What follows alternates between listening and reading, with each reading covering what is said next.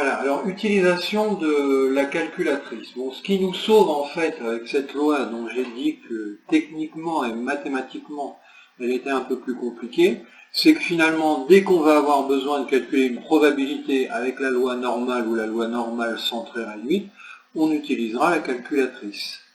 Là, je vous fais la démonstration sur la TI 83 Premium.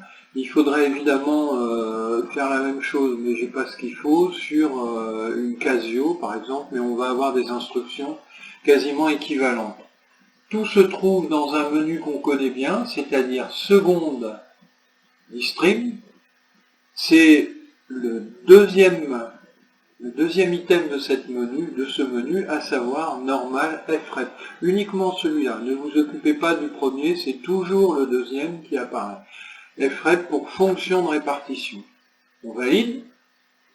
Vous pouvez rentrer la borne inférieure, la borne supérieure, 0 et 1 quand il s'agit de la loi normale centrée réduite.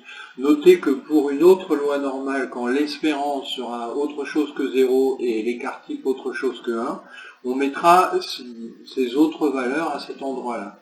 Là, vous remarquez que la borne inférieure, elle est en quelque sorte pré-réglée à moins 10 puissance 99, ou moins 1 fois E99 avec la notation de la calculatrice. Là, en fait, ça correspond à moins l'infini, c'est-à-dire quand la borne inférieure est précisément moins l'infini. Ça pourrait être un nombre réel, n'importe lequel, qu'il faudrait alors saisir. On peut par exemple choisir comme borne supérieure 1.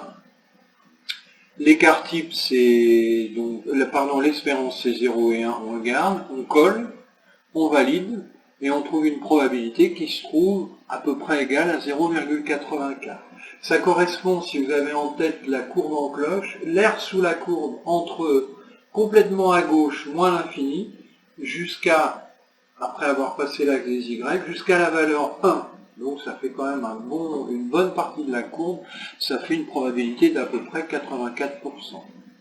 Voilà pour l'utilisation de la calculatrice.